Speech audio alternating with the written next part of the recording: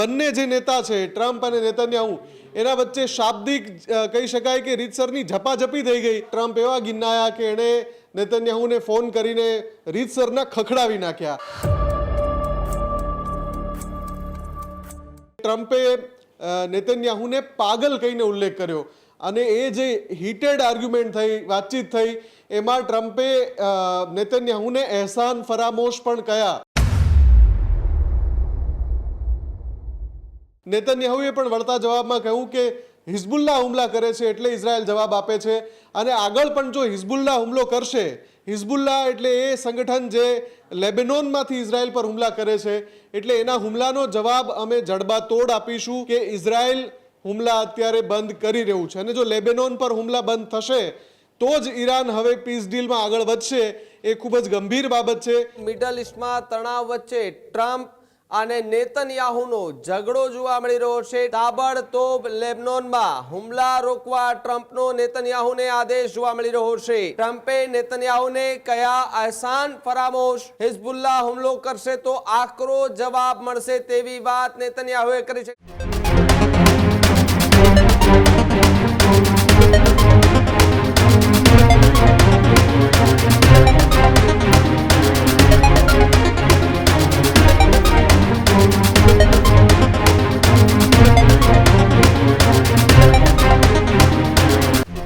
Middle ઈસ્ટમાં તણાવ વચ્ચે Trump અને નેતન્યાહુનો ઝઘડો જોવા મળી રહ્યો છે। ટ્રમ્પે ફોન પર ઇઝરાયલના વડાપ્રધાન નેતન્યાહુની ઝાટકણી કાઢી હોવાની વાત સૂત્રો પાસેથી મળી રહી છે। તાબડતોબ લેબનોનમાં હુમલા રોકવા ટ્રમ્પનો નેતન્યાહુને આદેશ જોવા મળી રહ્યો છે। બેરૂતમાં કોઈ પણ સૈનિક મોકલવામાં નહીં આવે તેવી વાત ટ્રમ્પે કરી।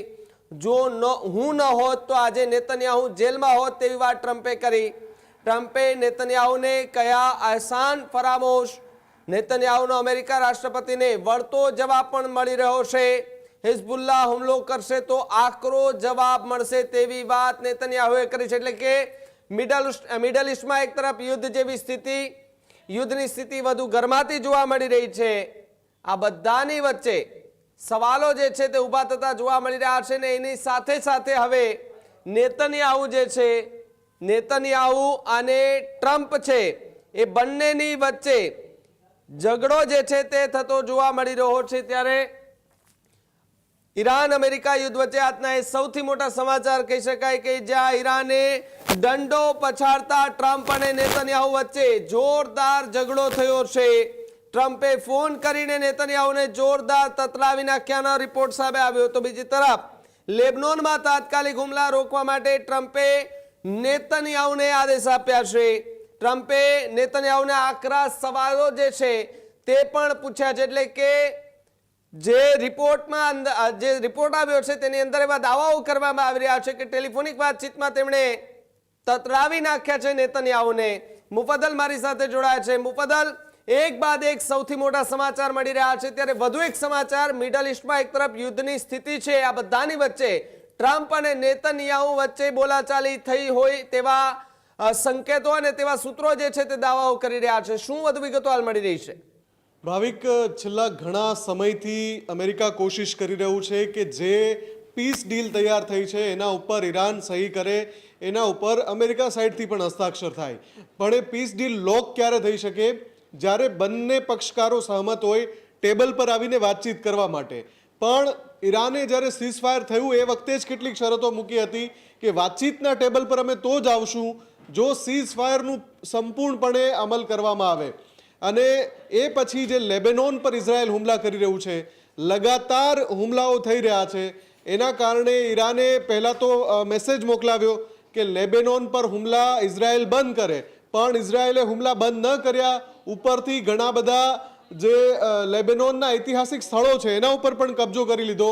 એ પછી ઈરાને દંડો પછાડ્યો કે હવે તો અમે કોઈ પણ સંજોગોમાં વાતચીત કરવા નથી માંગતા। એટલે જે મધ્યસ્થી માટે જે મેસેજની આપલે થતી હતી એ પણ ઈરાને બંધ કરી દીધી। હવે એક્ઝિયોઝનો રિપોર્ટ છે કે આ ઘટનાના તુરંત બાદ ટ્રમ્પ એવા ગિન્નાયા કે એણે નેતન્યાહુને ફોન કરીને રીતસરના ખખડાવી નાખ્યા અને એને ત્યાં સુધી એ રિપોર્ટમાં ઉલ્લેખ છે કે ત્યાં સુધી કહેવાયું કે ટ્રમ્પે નેતન્યાહુને પાગલ કહીને ઉલ્લેખ કર્યો અને એ જે હીટેડ આર્ગ્યુમેન્ટ થઈ, વાતચીત થઈ, એમાં ટ્રમ્પે નેતન્યાહુને એહસાન ફરામોશ પણ કહ્યા. આ પ્રકારની જે શબ્દોની આપલે થઈ પછી નેતન્યાહુએ પણ વળતા જવાબમાં કહ્યું કે હિઝબુલ્લા હુમલા કરે છે એટલે ઇઝરાયલ જવાબ આપે છે, અને આગળ પણ જો હિઝબુલ્લા હુમલો કરશે, હિઝબુલ્લા એટલે એ સંગઠન જે લેબેનોનમાંથી ઇઝરાયલ પર હુમલા કરે છે, એટલે એના હુમલાનો જવાબ અમે જડબાતોડ આપીશું, એવો પણ નેતન્યાહુએ વળતો જવાબ આપ્યો. એટલે કે બંને જે નેતા છે, ટ્રમ્પ અને નેતન્યાહુ, એના વચ્ચે શાબ્દિક કહી શકાય કે રીતસરની ઝપાઝપી થઈ ગઈ, અને એ પછી અત્યારે અહેવાલ આવી રહ્યા છે કે ઇઝરાયલ હુમલા અત્યારે બંધ કરી રહ્યું છે, અને જો લેબેનોન પર હુમલા બંધ થશે તો જ ઈરાન હવે પીસ ડીલમાં આગળ વધશે. એ ખૂબ જ ગંભીર બાબત છે, અને ઇઝરાયલના કારણે છેલ્લા 60 દિવસથી જે મહેનત અમેરિકા કરી રહ્યું છે પીસ ડીલ કરવાની, એ ઇઝરાયલના કારણે પડી ના ભાંગે, કેમ કે આની પહેલા 2 વખત શાંતિ મંત્રણા પડી ભાંગી છે, અને હવે કોઈ રસ્તો નથી શાંતિ મંત્રણાઓ પર સહી કરીને બંને દેશો ટેબલ પર આવે. સૌથી પહેલી વાત તો એ છે કે યુદ્ધ પૂર્ણ થયું છે એ રીતની જાહેરાત કરવા માટે જરૂરી છે એક ડ્રાફ્ટ ઉપર બંને પક્ષકારોની સહી હોય. પણ જે રીતની પરિસ્થિતિ લેબેનોનમાં બની રહી છે અને એના કારણે તણાવ વધી રહ્યો છે, એ તણાવ ઘટાડવા માટે જ ઈરાને કહ્યું કે તમે લેબેનોન પર ઇઝરાયલના હુમલા બંધ કરાવો, એટલે પછી ટ્રમ્પે આ આકરું પગલું ભરવું પડ્યું હોય એવો સૂત્રોનો દાવો છે. ભાવિક, પણ મુફદ્દલ, એક વાત એ પણ કે જો આ બોલાચાલી વધુ હજુ ઉગ્ર બને છે તો આગામી સમયમાં કંઈ મોટું થાય તેવી સંભાવના? ઇઝરાયલ લેબેનોન પર હુમલા ચાલુ રાખશે તો એ વાત નક્કી છે કે ઈરાન છે એ પીસ ડીલ માટેની જે વાતચીતના મેસેજની આપલે થાય છે એ અત્યારે નહીં કરે, અથવા તો એ સંપૂર્ણપણે બંધ કરી દેશે. અને જો ઈરાન એક તરફી વાતચીત બંધ કરી દે તો ટ્રમ્પ પાસે વાતચીત ચાલુ કરાવવા માટે બીજો કોઈ રસ્તો નથી બચતો, કેમ કે જે શરતો છે બંને તરફી શરતો માનવામાં આવી છે, પછી એ ડ્રાફ્ટ તૈયાર થયો છે, અને એ ડ્રાફ્ટ ઉપર સહી કર્યા બાદ એવું નથી કે વાત પૂરી થઈ ગઈ, સમાધાન થઈ ગયું, પછી વાતચીતનો એક આખો રાઉન્ડ શરૂ થવાનો છે. 2 મહિના સુધી 60 દિવસ સુધી વાતચીત થશે બંને પક્ષકારો વચ્ચે, પણ એ શરૂઆત કરાવવા માટે સહી કરાવવાની છે, અને એ સહી ત્યાં સુધી નહીં થાય જ્યાં સુધી બંને પક્ષકારો સહમત નહીં હોય. અને જે રીતે લેબેનોન પર ઇઝરાયલ એક પછી એક, અને આમાં માત્ર હિઝબુલ્લાને ટાર્ગેટ કરવાની વાત નથી, જે ઈરાનનો દાવો છે એવો છે કે ઇઝરાયલ છે લેબેનોનના અનેક શહેરો ખાલી કરાવી રહ્યું છે, અનેક ગામડા ખાલી કરાવી રહ્યું છે. તો શું આ ગામડા અને શહેરો આખા હિઝબુલ્લાના છે?